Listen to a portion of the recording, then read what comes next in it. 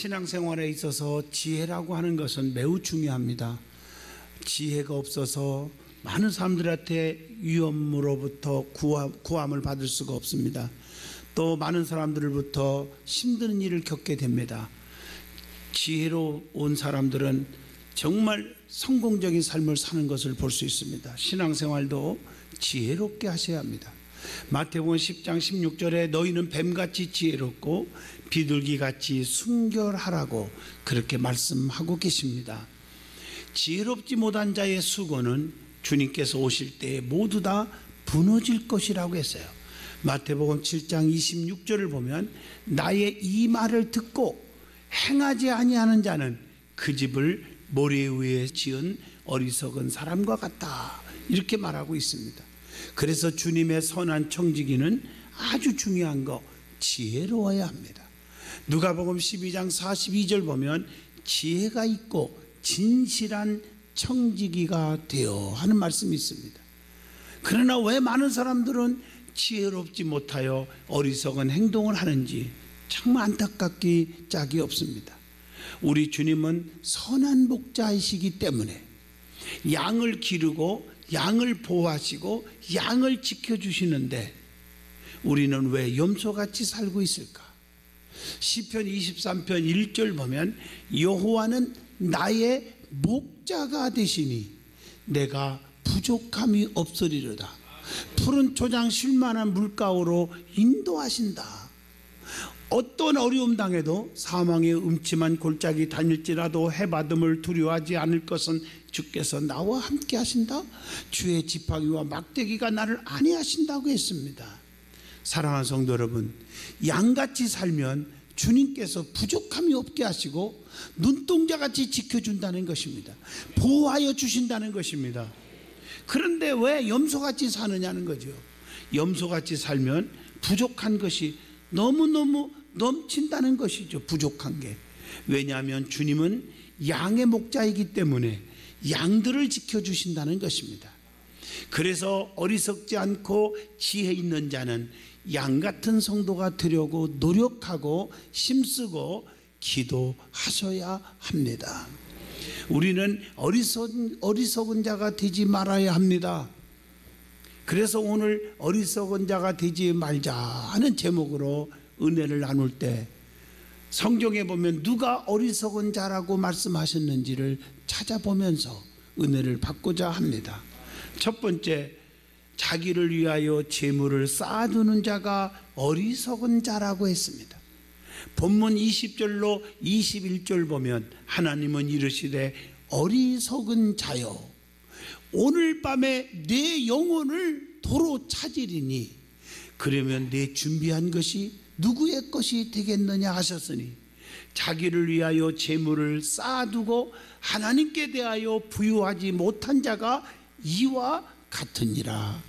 자기를 위해서 많은 재물들을 쌓아놓았는데 그리고 그것이 최고인 줄 알았는데 성경은 오늘 밤에 네 영혼을 네 생명을 부른다면 하는 말이 아니라 말씀을 잘 보셔야 돼요. 오늘 밤에 네 생명을 거둬간다는 겁니다. 자, 그러니까 네가 한번 가만히 생각해 봐라. 이 모든 것이 누구 것이 되겠느냐 하는 말씀입니다. 다시 말합니다. 어리석은 자는 자기 힘으로 모든 일을 다 할 수 있다고 생각하는 거죠. 본문 18절 보면 또 이르되 내가 하는 말이 내가 이렇게 하리라. 여러분, 내가 모든 일을 다 할 수 있다. 내가가 자꾸 나와요. 자기 힘으로 모든 일을 할 수 있다고 생각하는 사람은 교만한 사람이에요. 여러분, 스가랴 4장 6절에 힘으로 안 되고 능으로 안 되고 오직 여호와의 신으로만 되느니라라고 말씀했습니다. 내 힘으로 되는 게 없어요. 근데 내가 어떻게 해보리라. 교만입니다. 그리고 내가 더 크게 짓고 내 모든 곡식과 물건을 쌓아두리라. 오늘 18절에 그렇게 말하고 있어요. 내가 하면 다 곳간에 막 잔뜩 쌓을 수 있다고 착각하는 거죠. 자기 힘으로 재물을 모으는 줄을 착각하고 있다는 것입니다. 여러분, 솔직히 말합시다. 하나님이 건강 안 주셔보세요. 하나님 여러분 지혜를 거둬가 보세요. 여러분, 하나님께서 환경을 아주 악조건으로 만들어 보세요. 이게 뭐가 성공할 수 있겠나요? 안 되잖아요. 하나님이 도와주지 않으시면 모든 재물은 하루아침에 물거품이 되잖아요. 날아갈 수 있잖아요. 그게 시편 1편 4절에 나옵니다. 악인들은 그렇지 아니하며 오직 바람에 나는 겨와 같도다. 악인은 그렇지 아니하며 하는 말은 그 앞에 나오는 선한 사람, 복 있는 사람의 살던 모습대로 안 살으며 그 말이에요. 다시 말합니다. 악인의 길을 쫓으며 죄인의 길에 서며 오만한 자리에 앉으며 여호와 율법을 주야로 묵상하기는커녕 말씀을 보지도 않고 예배 시간 무조건 빠지려고 하며, 똑같은 말이잖아요. 그랬더니 바람에 나는 겨와 같도다, 이 말씀입니다. 그래서 어리석은 자는 그 모든 재물이 다 행복인 줄 착각합니다. 여러분 본문 19절을 보세요. 영혼아 열에 쓸 물건을 많이 쌓아두었으니 평안히 쉬고 먹고 마시고 즐거워하자 하리라. 다시 말하면 내가 많은 재물을 내 힘으로 이렇게 쌓아놨으니까 이걸 가지고 세상에 죄를 짓던 퍼마시고 엔조이하자, 이렇게 말하고 있는 것입니다. 그러나 우리가 성경을 잘 보셔야 돼요. 잠언서 23장 5절 보면 재물은 스스로 날개를 내어 하늘을 나는 독수리처럼 날아가리라.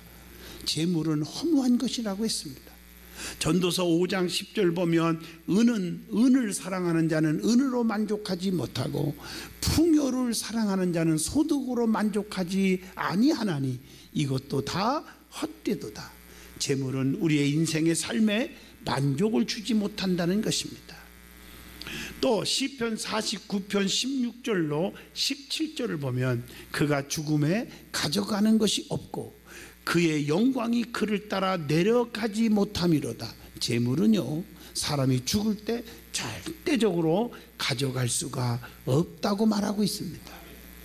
시편 52편 7절 보면 이 사람은 하나님을 자기의 힘으로 삼지 아니하고 오직 자기 재물의 풍부함을 의지하며 하나님을 자기 힘으로 삼지 않고 여호와는 나의 힘이 되신다, 이렇게 고백하지 아니하고 오직 재물의 풍부함이 너무 귀해서 그것을 의지한다, 이렇게 말하고 있어요. 그게 바로 어리석은 자다. 로마서 8장에 육신에 있는 자들은 하나님을 기쁘시게 할 수가 없느니라. 육신의 생각은 정말 성경에 보면 어리석은 자들이죠.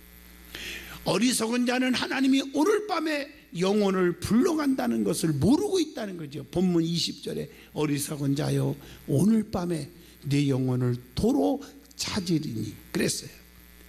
그러면 내 준비한 것들이 다 누구 것이 되겠느냐? 성경은 말합니다.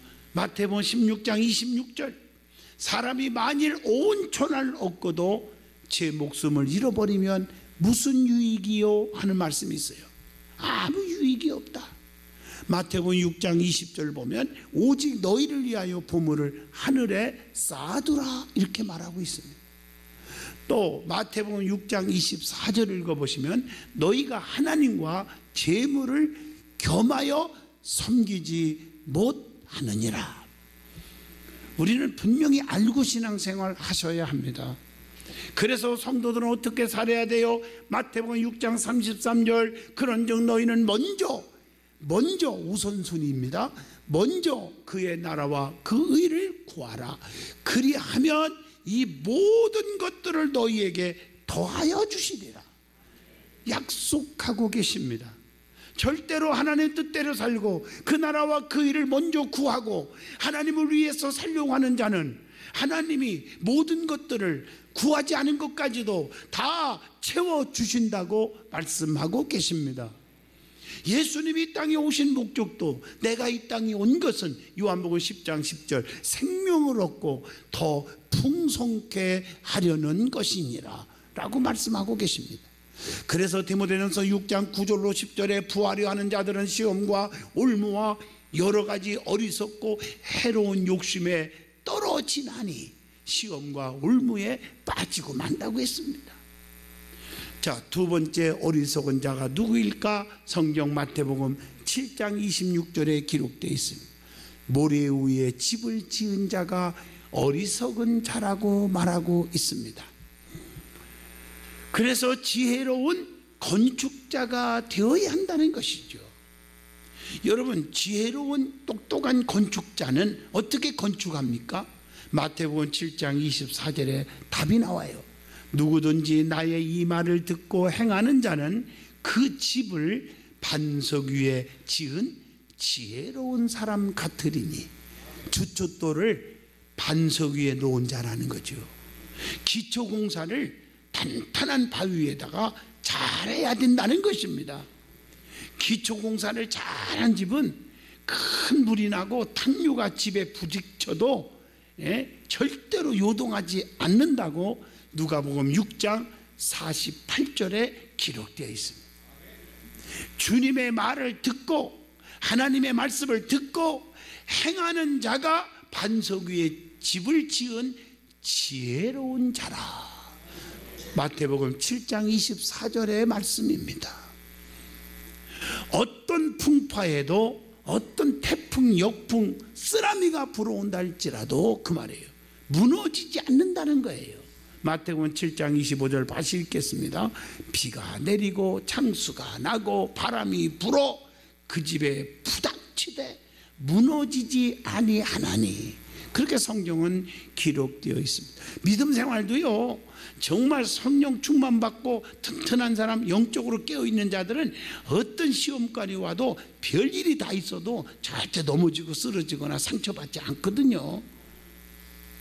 그래서 견고한 기초돌이 가장 귀한 것이라고 이사야 28장 16절, 보라 내가 이 한돌을 시온에 두어 기초를 삼았노니 곧 시험한 돌이요 귀하고 견고한 기초돌이라. 이렇게 성경은 기록되어 있습니다.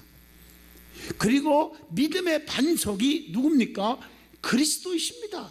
고린도전서 3장 11절에 보여 반석이 뭐예요? 이 터는 곧 예수 그리스도라. 예수 그리스도의 그 사랑하고 그를 믿는 그 믿음 위에 집을 지어야 된다. 믿음의 집을 지라 하는 말입니다. 그래서 우리 믿음의 사람은 절대로 지혜로운 자가 돼야지 어리석은 자가 되어서는 안 될 줄로 믿습니다. 절대로 어리석은 자가 되지 마세요. 지혜로운 자가 되셔야 됩니다. 어리석은 자는 다 나중에 가슴을 치고 후회하는 일이 생긴다는 거죠. 어리석은 자는 마태복음 7장 26절 말씀처럼 모래 위에 집을 지은 자와 같다, 그렇게 말하고 있습니다. 어리석은 자는 주님의 말을 듣고 아무리 설교를 100번 만번 들어도 행하지 않는 자라고. 야고보서 4장 17절, 사람이 선을 행할 줄 알고도 행하지 아니하면 죄니라. 또 야고보서 2장 14절에 보면 사람이 믿음이 있노라 하고 행함이 없으면 무슨 유익이 있으리요? 그 믿음이 능히 자기를 구원하겠느냐? 말씀을 듣고 다 흘러내려버리면 아무 소용이 없잖아요. 그래서 어리석은 자는 환난과 풍파에 쉽게 무너지는데 마태복음 7장 27절에 보니까요, 무너짐이 심하니라. 심하게 무너진다는 거예요. 그 어리석은 자가 되지 않기를 바라요. 어리석은 자는 그 다음에 훈계를 업신여기는 자라. 잠언서 15장 5절 보면 아비의 훈계를 업신여기는 자는 미련한 자요. 또 마음에 하나님을 애면하면 어리석은 자요. 그러면 안 되지요. 로마서 1장 28절, 그들이 마음에 하나님 두기를 싫어하며. 하나님이 내 마음속에 계셔야 역사가 일어날 텐데 하나님을 내 마음속에 두기를 싫어해요. 왜? 하나님이 내 마음속에 있으면 세상에서 내 마음대로 못 살잖아요. 하나님이 내 안에 없으니까, 두렵고 떨림이 없으니까 죄짓고 정말 하나님과 멀어지는, 성경 말씀과 멀어지는 행동밖에 할 수밖에 없잖아요. 불평하고 쑥덕거리고 남을 미워하고 증오하고 사기치고 거짓말하고, 그럴 거 아니겠어요? 그러니까 하나님을 내 마음속에 두기를 싫어한다. 이게 누구냐? 어리석은 자다. 그런 사람은 무너짐이 심하니라. 저는 여러분에게 말씀만 전하고 있습니다. 지금 말씀을 듣고 깨닫는 자가 맺어야 할 분명한 영적 열매가 있어요. 그게 뭘까? 마태복음 3장 8절 보면 그러므로 회개에 합당한 열매를 맺고, 회개에 합당한 열매입니다. 마태복음 21장 43절, 하나님 나라의 열매를 맺는다. 하나님 나라를 너희는 빼앗기지 않고 또 그 나라의 열매를 맺는 백성이 반드시 받으리라 라고 말씀합니다. 요한복음 4장 36절, 거두는 자가 이미 싹도 받고 영생에 이르는 열매를 모으나니 영생의 열매를 맺습니다. 로마서 1장 13절, 이방인 중에서와 같이 열매를 맺게 하려 함이니라.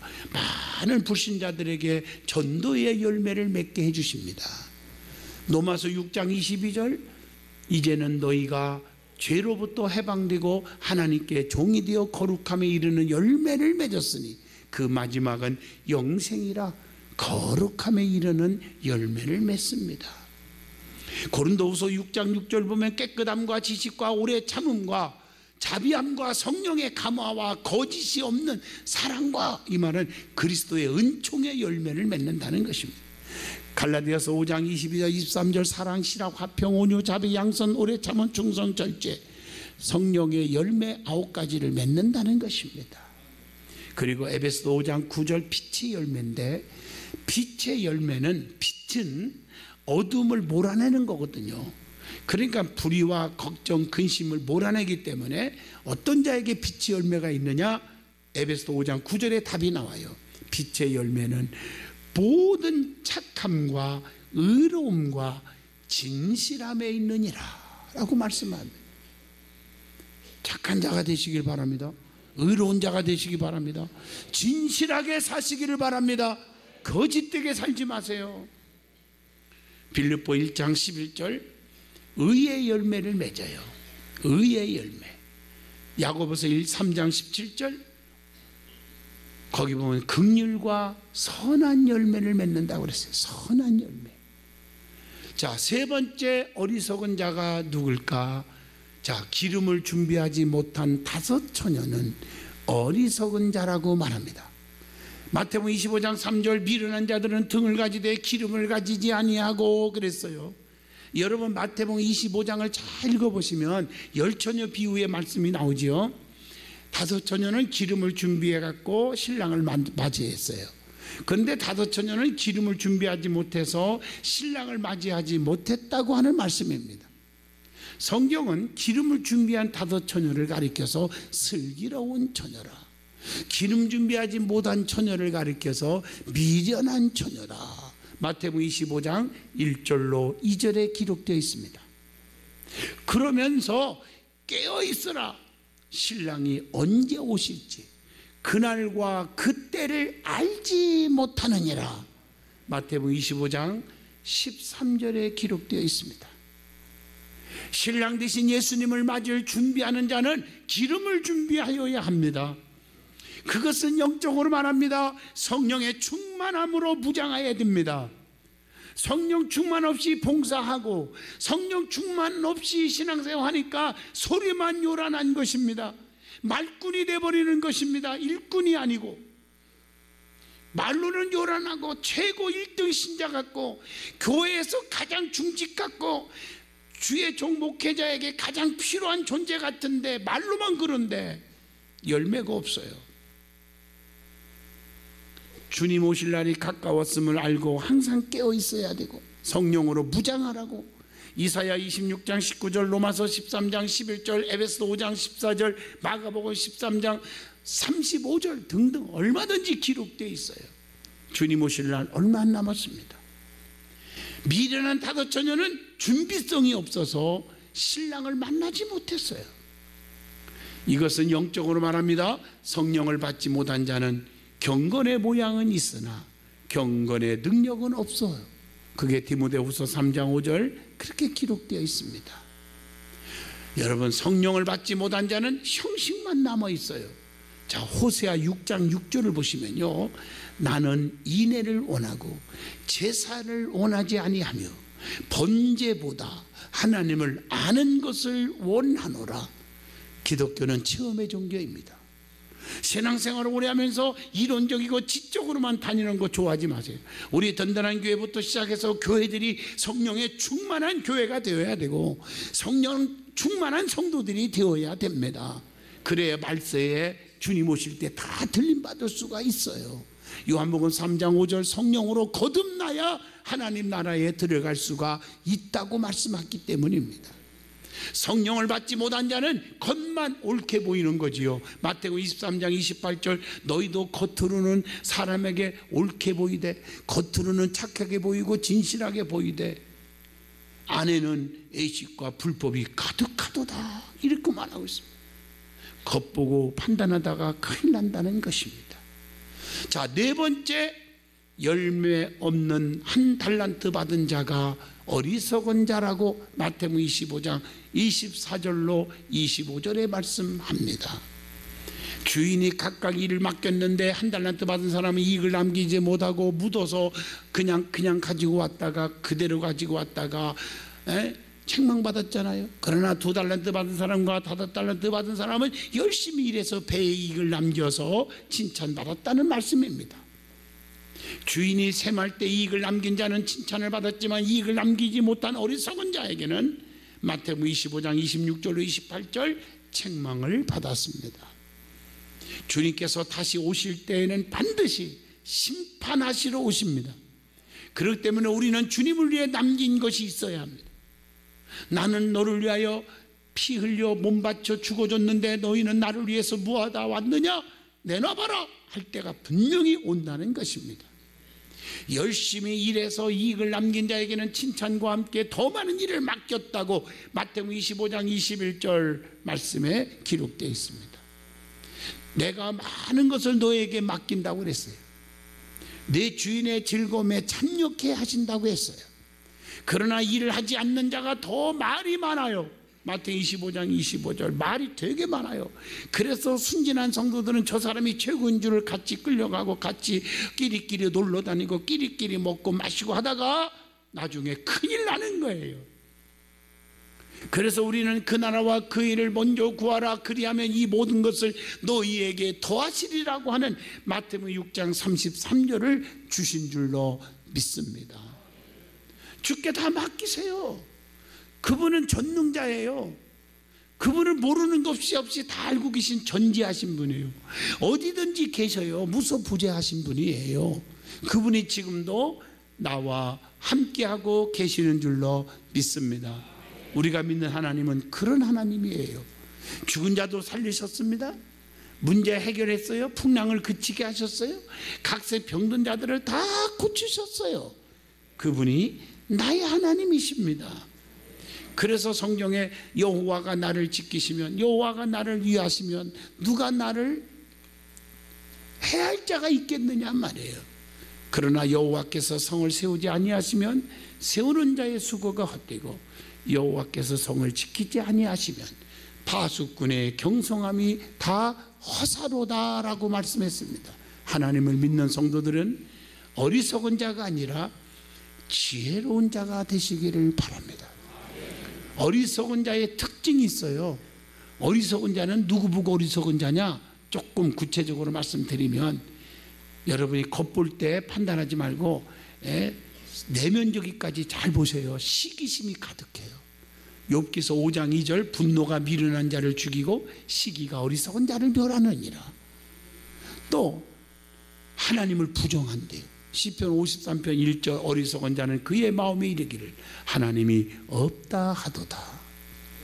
잠언서 9장 13절 보면 아무것도 알지 못하고 떠들어댄대요. 미련한 여인이 떠들며 어리석어서 아무것도 알지 못하고 아는 것도 없으면서 뭐 아는 척하고 떠들어댄다는 거죠.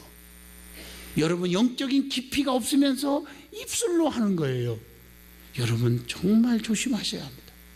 잠언서 14장 15절 어리석은 자는 온갖 말을 믿으나 온갖 말을 다 믿어버려요.